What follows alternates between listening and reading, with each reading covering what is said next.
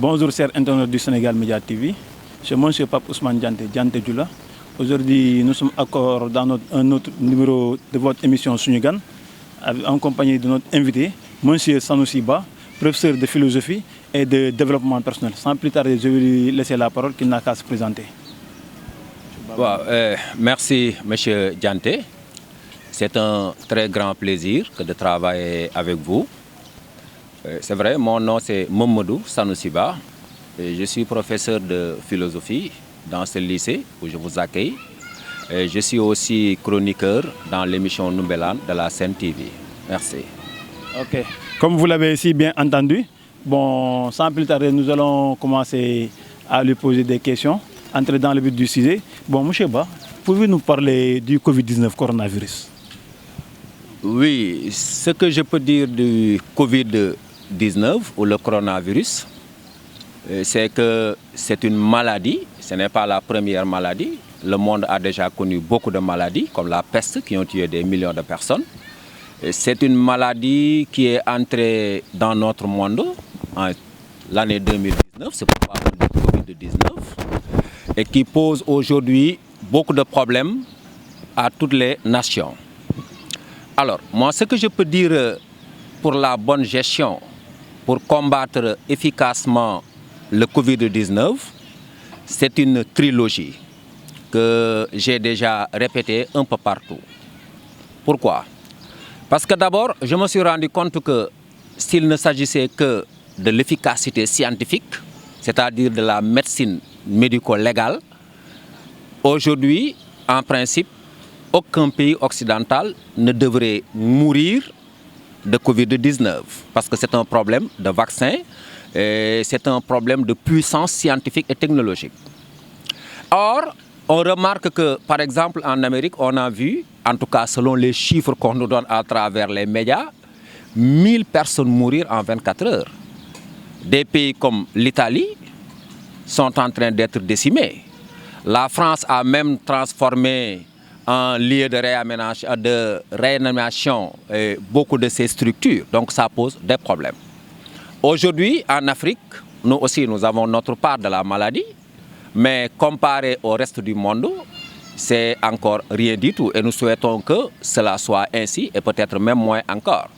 Alors, moi, j'ai toujours refusé, comme certaines personnes, de me diviser. De me diviser en scientifique ou en philosophe, en musulman ou en africain. Je suis une seule personne. C'est pourquoi je l'ai répété dans tous les médias. J'ai dit, voilà à mon avis ce que le monde devrait faire pour gérer et vaincre ce petit microbe qui est venu, comme l'aurait dit l'autre, qui est présent partout et visible nulle part. C'est ma formule qui dit, il faut toujours demander secours à Allah. Parce que je suis un musulman et j'ai lu dans le Coran, Dieu dit, nous demander de lui dire, c'est en toi que nous croyons, mais c'est à toi seul dont nous implorons le secours. Ensuite, après avoir tendu les mains à Allah, parce qu'il a déjà fait des miracles dans le monde avec tous les prophètes, alors qu'on n'avait pas encore de science au sens le plus moderne du terme, nous devons, comme je l'ai dit, faire recours à la science, à la méthode antimicrobienne, c'est-à-dire à la médecine légale, avec toutes les mesures barrières. Et finalement aussi, il faut faire un détour à la tradition, parce que tous les peuples ont survécu à des maladies grâce à des plantes. Pendant des milliers et des milliers et des milliers, voire des millions d'années, l'homme a vécu alors qu'il n'y avait pas de vaccin, alors qu'il n'y avait pas de comprimés, alors qu'il n'y avait pas d'appareil respiratoire, il n'y avait rien. Parce que si ces hommes-là n'avaient pas vécu, nous, on ne serait pas aujourd'hui là. Alors, je dis, il faut demander secours à Allah, il faut faire un recours à la médecine moderne et il faut faire un détour à la tradition. Et l'histoire me donne raison. Pourquoi? À un certain moment, pendant le mois d'avril, on a vu tous les pays prier. L'Amérique, l'Argentine, partout dans le monde, la France, on a décrété des journées de prière et de deuil. En Amérique, à la Mecque, partout dans le monde, les gens se sont rendus compte que l'homme ne pouvait pas, comme dit Pascal, vivre en ignorant Dieu. C'est impossible, on a fini par prier. Même le président Macky Sall à qui j'ai reproché directement à la télévision d'avoir fait son discours à la nation sans prononcer le nom de Dieu, sans faire aucun recours à la transcendance. Peut-être, comme je l'ai dit, Macky Sall est le chef d'un État laïque, mais Macky Sall n'est pas le fils d'un peuple laïque. Le Sénégal n'est pas un peuple laïque. Le Sénégal est un peuple croyant, composé de musulmans, de chrétiens et même d'animistes qui sont aussi des croyants. Donc les gens se sont mis à prier, mais finalement, avec le Ramadan, le président Macky Sall, lui, peut-être qu'il m'a entendu, peut-être qu'il a une prise de conscience, il a demandé aux Sénégalais de prier pour que Dieu nous aide à se débarrasser de ce Covid-19. Donc je me dis, il faut que l'on puisse utiliser toutes nos armes que nous avons, demander à Allah secours, utiliser la médecine, mais aussi les traditions. Je crois que comme ça, si le monde l'avait adopté comme ça, fondamentalement et profondément comme ça, le Covid-19, à mon avis, n'aurait pas fait une semaine sur la planète Terre. Alhamdulillah Rabbil Alamin. Bon, chers internautes du Sénégal Média TV, comme vous l'avez si bien entendu parler M. Sanoussi Ba. Maintenant, M. Sanoussi Ba, nous allons continuer. Maintenant, j'aimerais, parce qu'on a tendance de voir la manière dont communiquer le gouvernement sénégalais ne satisfait pas certains. Maintenant, quel est votre point de vue, vous, par rapport à la communication du gouvernement? Alors, moi, ce que j'ai envie de dire au ministre de la Santé, et à ses structures, c'est ceci. La peur du mal entraîne le mal de la peur. Et j'ai comme l'impression, qu'ils le sachent ou qu'ils ne le sachent pas, qu'ils sont en train d'installer la plus grave maladie de ce pays, c'est le stress. Nous l'avons vu en classe. Les émotions ont des répercussions directes sur notre organisme. Je vous donne un exemple. Quand on nous dit il y a quelques jours que le Sénégal a atteint le pic de 1024, un de mes amis, Matar Diallo, que je salue, a montré que parmi ces 1024, il y en a 600 et quelques qui ont guéri. Le ministère de la Santé devrait mettre un peu plus d'humanisme pour parler comme l'autre ou de psychologie dans sa façon de communiquer. À mon avis, il faut rassurer les gens, leur montrer qu'il est possible de guérir cette maladie. Mais quand on nous dit qu'il y a 1024 cas, alors que parmi ces 1024 cas, la moitié est déjà guérie, cela veut dire qu'il y a un problème de communication. La communication ne doit pas être axée sur le fait d'avoir peur, mais la communication doit rassurer les gens. Et de ce point de vue, le ministère fait beaucoup de problèmes. L'autre chose, c'est par rapport à leur numéro de contact. Je ne sais pas, 800, je ne sais pas quoi, 50-50. J'ai écouté hier aussi à une télévision, Ndella Madior, et beaucoup de Sénégalais avant elle, montraient que ce numéro ne fonctionne pas. Vous pouvez appeler, il y a un cas urgent, vous appelez ce numéro, pendant 2 jours, les gens ne répondent pas. Et même un journaliste a fait le témoignage selon lequel, s'ils vous prennent, vous leur dites qu'il y a un cas suspect de coronavirus dans le quartier, ils vont vous dire allez à la police. Ça veut dire aussi que, en réalité, à mon avis, il y a beaucoup plus de propagande que d'actions sérieuses pour lutter contre cette maladie, si elle est vraiment aussi grave qu'on le prétend à un niveau international. Ok, M. Ba. Comme chers internautes, comme M. Ba l'a si bien dit, moi-même personnellement j'ai fait ce constat-là. La manière dont notre gouvernement ne me satisfait surtout pas. Maintenant, M. Ba, nous allons parler sur le Covid organique et aussi son initiateur.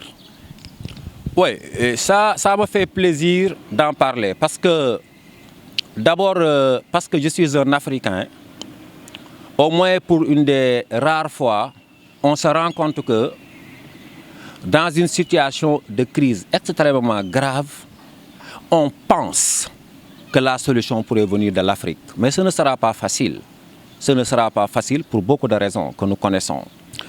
Vous savez, ce qu'on appelle le Tambavi, Covid organique, est un remède qui a été mis sur pied par un jeune Congolais de 33 ans qui s'appelle Jérôme Mouniangui. Jérôme Mouniangui est parti d'une plante. Et donc, vous voyez, j'avais raison de dire qu'il faut qu'on fasse un détour vers la tradition. Nos ancêtres se sont soignés pendant des millions d'années à base de plantes et ils ont survécu à l'histoire. Et je me demande même si nos ancêtres n'étaient pas plus sains que nous aujourd'hui. pauvres corps malades dans un monde moderne. Ça aussi, c'est un problème épistémologique sur lequel on doit réfléchir. Ce que Jérôme Mouniangui, ce jeune homme congolais de 33 ans, a fait, c'est qu'il a créé le protocole scientifique. Un protocole scientifique, c'est-à-dire c'est la façon, par exemple, dont il faut semer la plante, la façon dont il faut faire le dosage, c'est-à-dire tout le processus qu'il faut suivre pour que cette plante puisse guérir. Et il a été très clair. Quand il l'a fait, le problème, c'est que, et c'est ça encore qui fait saigner mon cœur et j'ai envie de pleurer, ce comportement que nous, Africains, nous avons par rapport à nous-mêmes. Lui-même, au début, quand il avait besoin de petites sommes pour faire ses recherches, il est congolais, il a écrit au ministre de la Santé congolais, ils n'ont même pas répondu, ignorance totale. Il a écrit aux autorités présidentielles, au président de la République, on a boycotté et on lui a opposé un silence total, alors qu'il prétendait pouvoir faire quelque chose. Quand il a mis en œuvre le protocole scientifique, il est allé voir le président malgache, Andry Rajoelina. Cet homme, courageux, en bon africain, voyant les gens mourir autour de lui dans le monde entier, il a décidé d'expérimenter le Tambavi Covid organique. Et on a vu M. Rajoelina boire à la face du monde une tisane. Et je voudrais préciser une chose. Le docteur Mouniangui n'est pas un charlatan, ce n'est pas un praticien, c'est un scientifique. Il est aussi scientifique que Raoul. Il est aussi scientifique qu'Albert Einstein. Il est aussi scientifique que n'importe quel scientifique du monde. Il a été diplômé à l'université de Kinshasa. Il est allé faire son master à Ottawa et à l'université Diderot de Paris. Il n'y a pas plus scientifique que ce monsieur sur la Terre. Et il a été employé en tant qu'étudiant par l'Organisation mondiale de la santé pour faire beaucoup de recherches. Aujourd'hui, il est arrivé à un remède et il a été très clair. Il a dit ceci. Quelqu'un qui prend cette tisane, si vous n'êtes pas encore malade, vous ne serez jamais malade. Parce qu'il explique que le virus entre dans le corps à travers des récepteurs.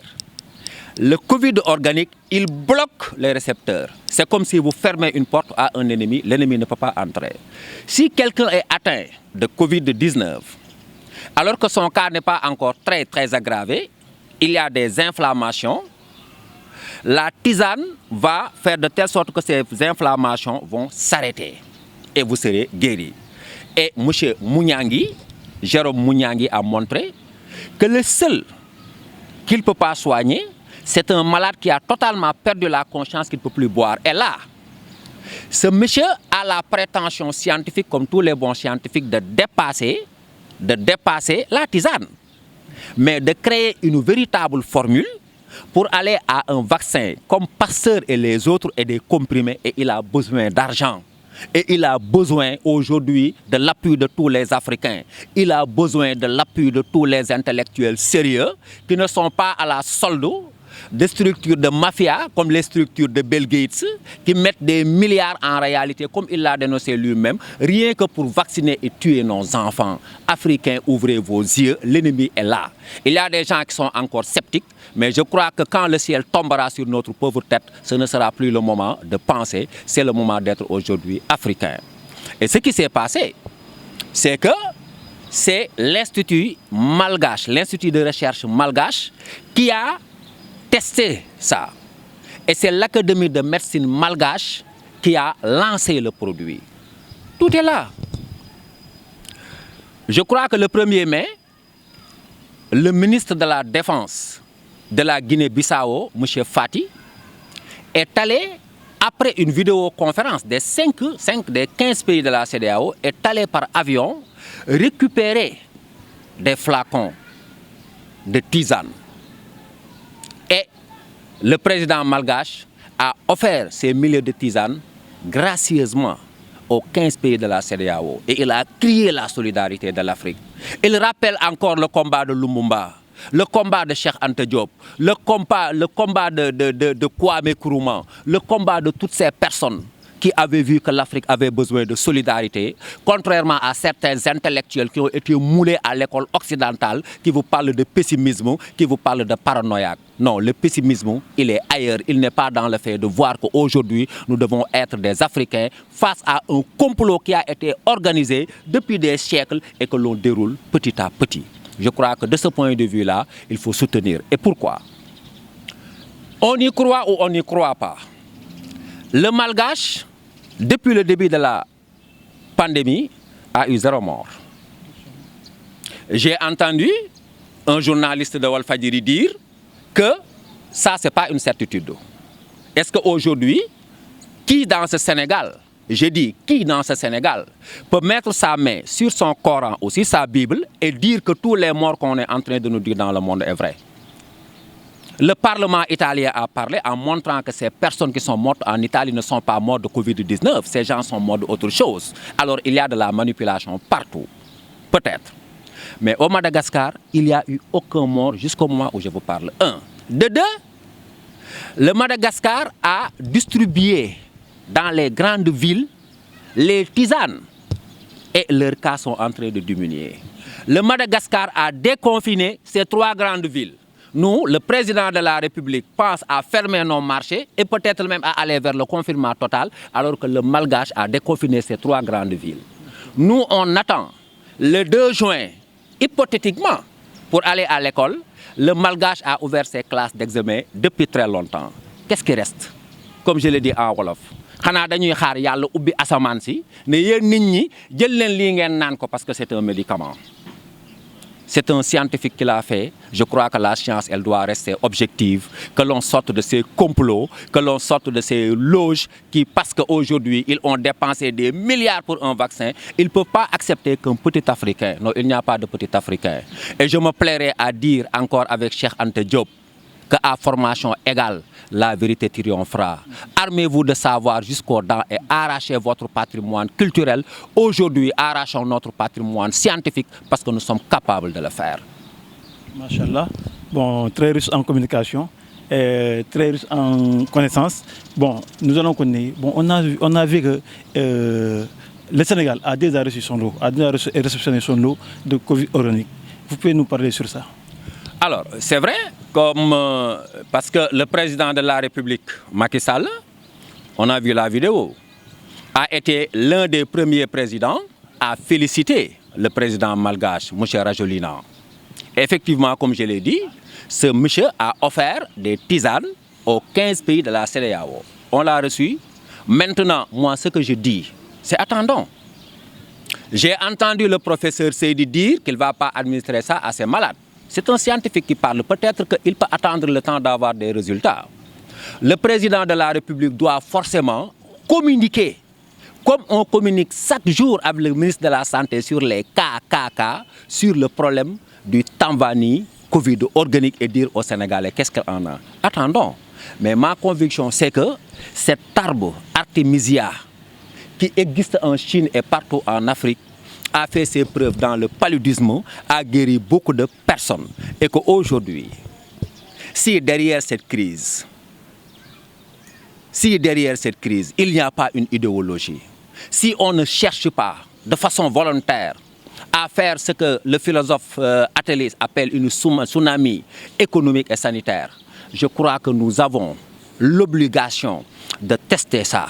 Parce que nous autres Africains, on a bu tellement de racines que ce n'est pas des racines qui nous tueront. Tous les grands intellectuels ici, à commencer par le président de la République, tous les intellectuels, d'ailleurs, ay racines, n'importe quelle racine, jusqu'à arriver là où ils sont. Il faut qu'on apprenne à savoir que l'Organisation mondiale de la santé et ses acolytes n'ont pas intérêt à ce qu'un Africain puisse être aujourd'hui élu en haut et dire que c'est l'Afrique qui a aujourd'hui sauvé le monde. Mais nous avons intérêt et nous défendrons toujours cela.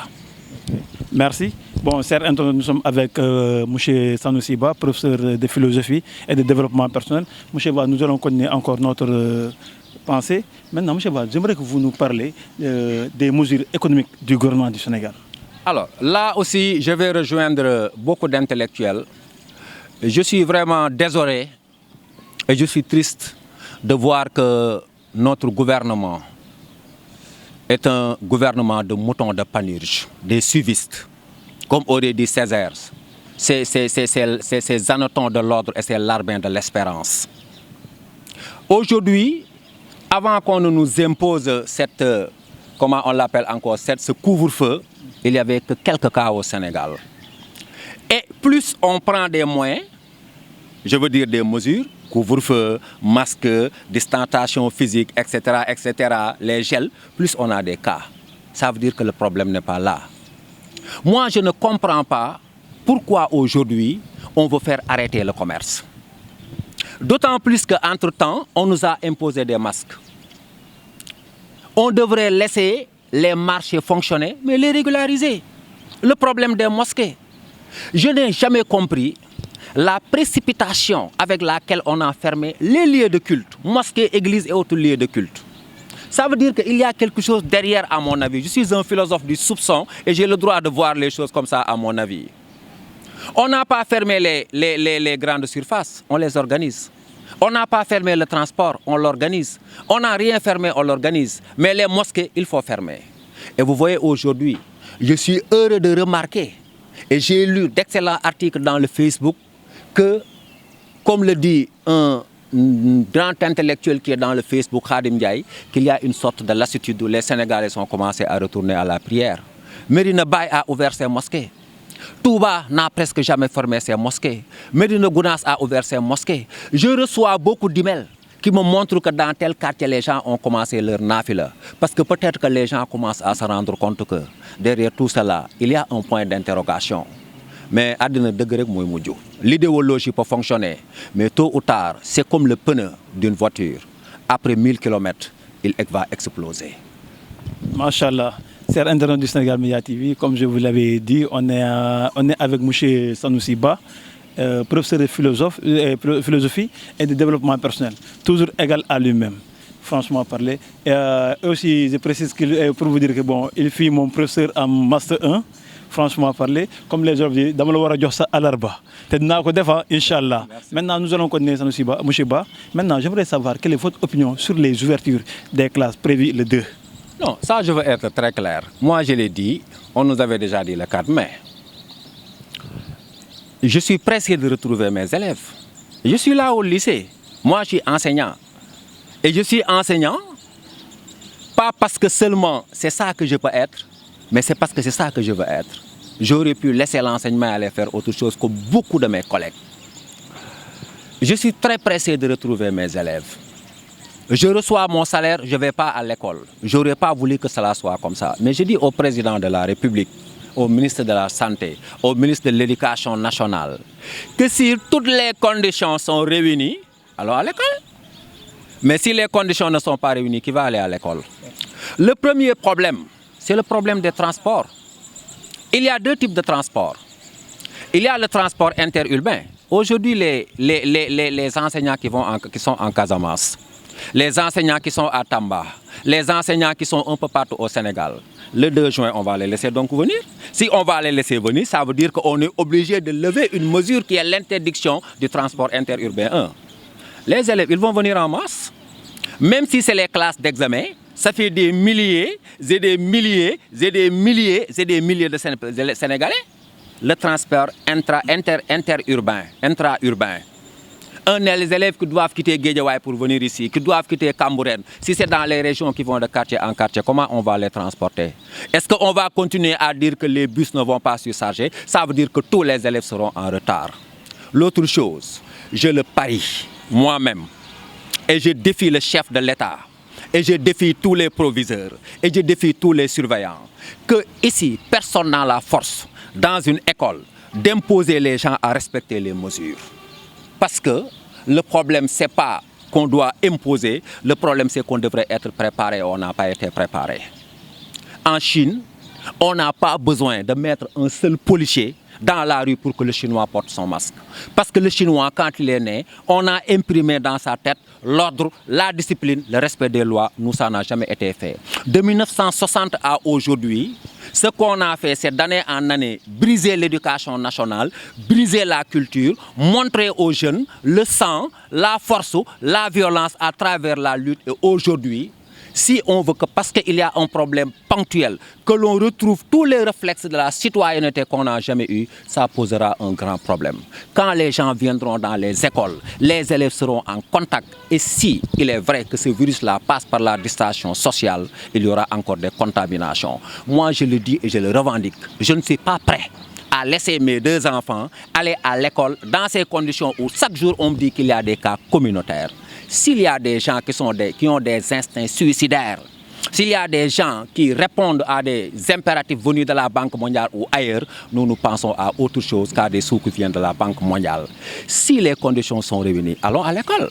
Si les conditions ne sont pas réunies, personne ne peut nous amener à l'école. Okay. Bon, M. Ba, j'aimerais vous demander aussi quelle est votre pensée sur les vidéos qu'on voit, les cours à distance. Parce qu'on peut dire que bon, certains sont en Casamance, certains sont à Fouta et ailleurs, là où il n'y a même pas de courant. Je ne dirais même pas de l'internet, mais même pas de courant. Et que vous voyez qu'il bon, y a des chaînes de télé qui divisent des cours. Et aussi il y a des écoles qui préfèrent faire des cours à distance. Quelle est votre opinion sur ça? Mais vous l'avez dit, seulement, vous savez, comme disent les Wolofs, ñankatang moo gën ñàkkataaj. Les Wolofs disent ñankatang moo gën ñàkkataaj. Ça veut dire mieux vaut manger du ñankatang que de ne rien manger. Il y a des émissions comme la salle des profs, c'est à la TFM. Il y a une émission comme, je crois, Apprendre à la maison de la RTS. Il y a beaucoup d'initiatives, c'est bien. Il faut prendre des initiatives parce que aussi, on ne pouvait pas croiser les bras et chacun reste chez soi. Mais le problème, vous l'avez dit, c'est que c'est fait pour une catégorie de personnes. Pour les gens qui ont d'abord des portables, tout le monde n'en a pas. Je connais des milliers d'élèves qui n'ont pas de portable et j'ai fait des enquêtes. Ensuite, avoir un portable et avoir une passe Internet, ce n'est pas facile. D'autant plus que la crise économique fait que le parent qui avait la possibilité de donner à son enfant 1000 francs, aujourd'hui ne peut lui donner que 200 francs. Et aller dans des régions où il n'y a pas d'électricité. Aller au plus profond des villages où il y a des enfants qui n'ont pas d'électricité. Donc ces mesures sont les bienvenues. Moi je m'en félicite. Mais il faut dire que ça n'aura pas l'effet escompté. D'autant plus que, je vous jure, que connaissant nos élèves, avec le rapport purement utilitaire qu'ils ont avec le savoir, connaissant nos élèves, avec le peu d'amour qu'ils accordent à la connaissance et à l'école, beaucoup d'élèves aujourd'hui ne regardent même pas ces émissions. Même s'il y en a qui l'ont regardé, parce que moi j'ai fait à la TFM l'une des meilleures émissions sur le chiffre 2 et la science et amour. J'ai reçu des appels partout, des félicitations partout, mais il y a des élèves qui disent « moi je n'ai pas regardé » parce qu'on sait aussi, comme je l'ai dit, on ne nous a pas préparés dans ce pays à aimer le savoir. On nous a préparés à aimer le pouvoir et à aimer l'avoir, mais pas le savoir et l'être. Machallah. Bon, cher internaute, comme vous l'avez vu, c'est M. Sanoussi Ba. Maintenant, M. Sanoussi Ba, est-ce que vous pouvez dire votre dernier mot? Oui, mon dernier mot, c'est de vous remercier et de dire que, quel que soit le cas, quelle que soit la crise qui ébranle le monde, il faut garder foi en Dieu. Mais l'essentiel n'est pas de garder foi en Dieu, mais de garder foi en Dieu par le comportement. Je dis souvent que les oustas me permettent, je veux dire, m'excuse la prononciation. Dieu dit dans le Coran, ne dites pas Ra'ina, mais dites Onzurna. Ra'ina, ça signifie Yalla Maïma, Yalla Musulman, Yalla Maïma, Yalla Maïma. Dieu dit ne me dites pas ça. Dieu dit dans le Coran, dites Onzurna, Dieu regarde-moi. Quand Dieu regarde quelqu'un, il ne ment pas. Quand Dieu regarde quelqu'un, il est propre. Quand Dieu regarde quelqu'un, il n'est pas un voleur de la République invétéré. Quand Dieu regarde quelqu'un qui respecte les mesures barrières, quand Dieu regarde quelqu'un qui reste chez soi, il enlèvera cette maladie. Mais je vous dis, et je tiens à le dire au gouvernement, s'ils pensent que leurs mesures de confinement là fonctionnent, ils se trompent. Ça ne fonctionne pas parce que ça ne peut pas fonctionner, parce que je dis, confinement égale accompagnement total. Or, du point de vue de l'accompagnement, je l'ai dit et c'est malheureux, regardez ce qui se passe aujourd'hui avec la distribution du riz. Tout nous permet de ne pas croire à nos dirigeants. On nous fait une révélation, et ça c'est Cissé Lo qui monte au créneau, pour dire que le riz qu'on est en train de donner aux Sénégalais est un riz indien et de la plus mauvaise qualité. Même Fassi Bougounouko.